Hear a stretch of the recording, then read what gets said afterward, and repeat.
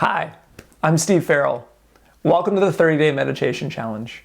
If you're newer to this page, I'm going to suggest that you check the link in the description as a way to sign up for our newsletter so that you don't miss out on anything. Welcome, meditators. I hope you're having a good time during this 30-Day Meditation Challenge. In today's practice, we're going to be doing a practice that I like to call thought without a thinker. And so as per usual, I'm not going to give you too much info on this. We'll sort of tackle it as we get into it. Finding your comfortable position, right? Whether lying or seated on a cushion, in a chair, on the floor, or on a couch. And close the eyes if that seems appropriate.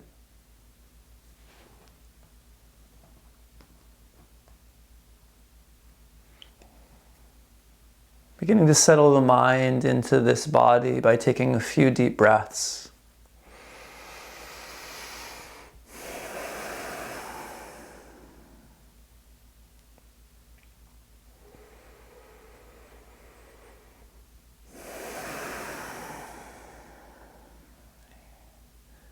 And after 2 or 3 deep inhales, slow exhales, letting the breath be smooth and easy and effortless. And feeling those sensations of breathing happening in a body.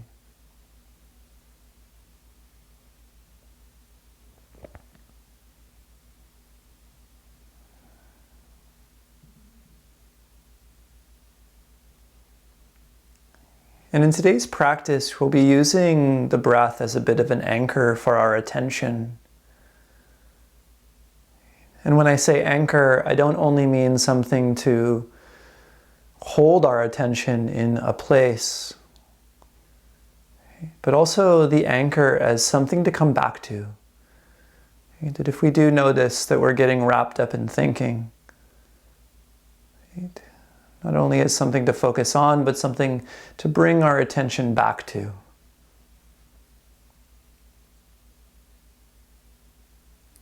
And so we start by feeling breathing. Doing our best to attend to just those sensations.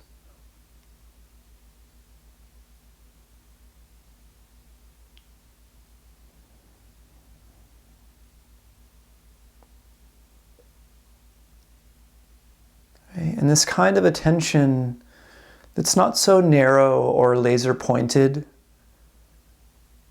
this kind of attention that's more expansive, that's more inclusive.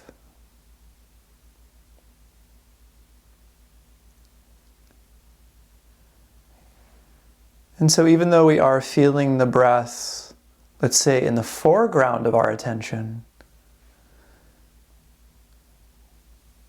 we'll also start to notice the kind of thinking that's happening in the background.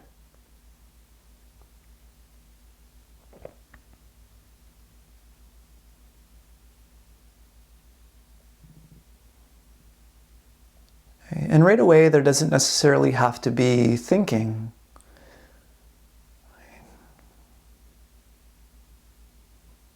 Or even what we might call complete thoughts, right? Or thoughts that have pretty concise language attached to them.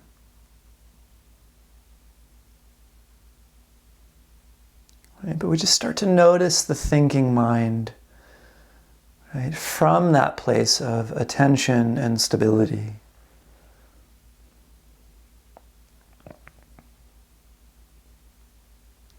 From that place of smooth, easy breath.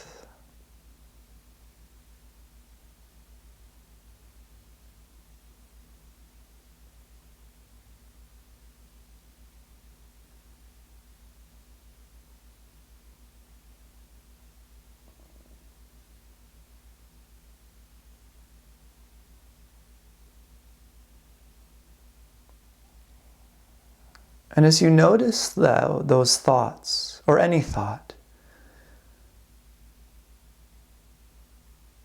and again, keeping in mind that the way that thinking arises for one person is not necessarily the way that thinking arises for another person.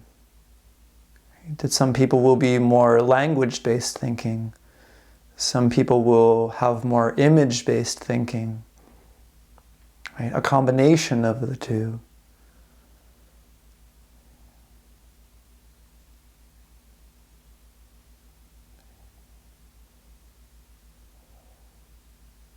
That as you notice those thoughts or images, I want you to try to notice if you're choosing to think those thoughts, or if those thoughts are just arising.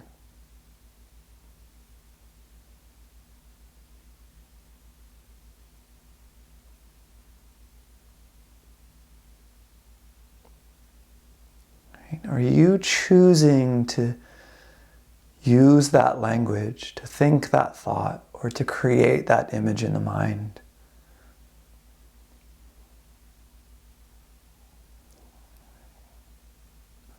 Or is it almost as though the images or the language is being chosen for you?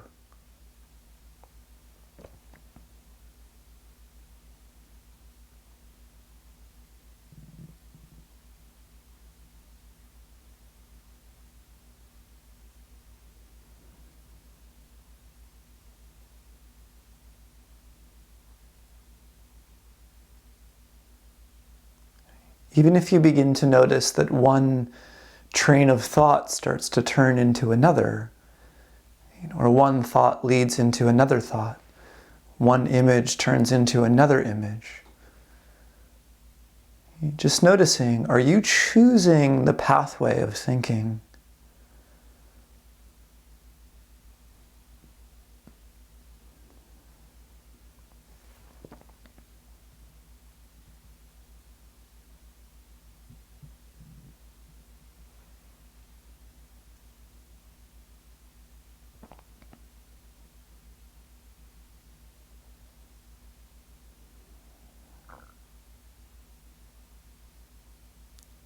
And as we really notice thinking, which might be a pretty new practice for some of you, just like noticing thinking, that we might really begin to recognize that some of our thinking just seems to arise from nowhere.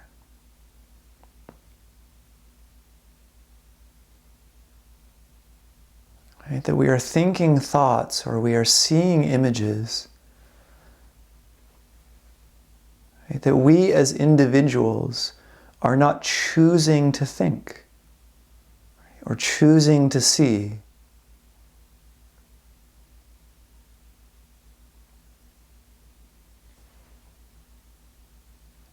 Or this idea of, now I'm going to think about this, and then now I'm going to think about that.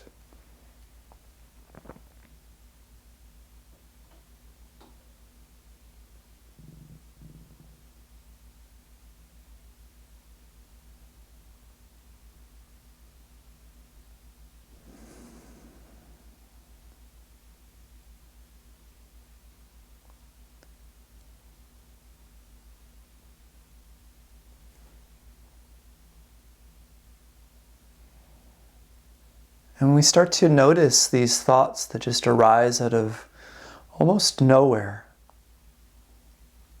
maybe even the content of the thinking is not something that we would normally choose to think about.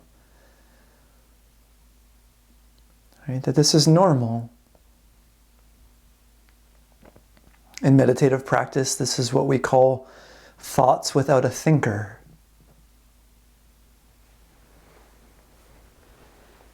That many of the thoughts that arise in our mind, we're not choosing to think. Many of the images that arise, we're not choosing those images.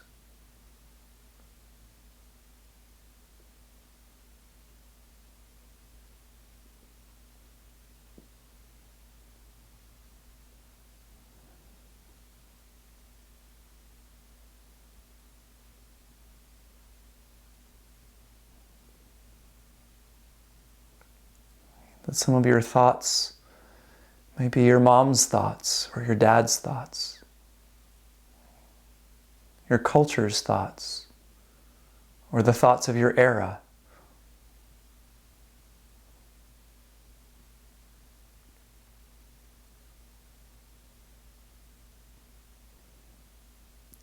Sometimes they're the thoughts of the media that you consume.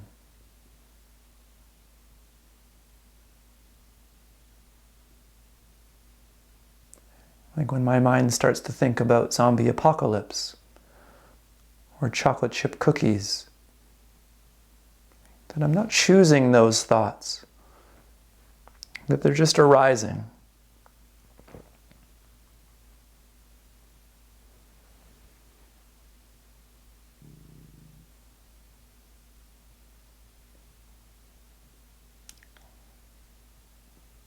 And although I need to take responsibility for my thoughts, that I'm not to blame for all of the thinking that happens in my mind. And some of my thoughts are being chosen for me.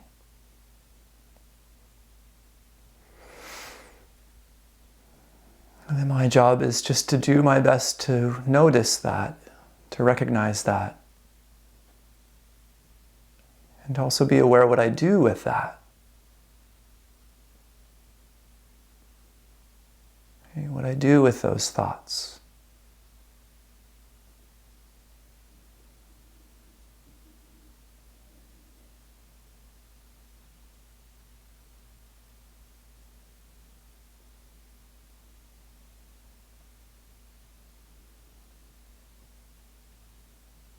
Deep breath in. And slow breath out. One more just like that.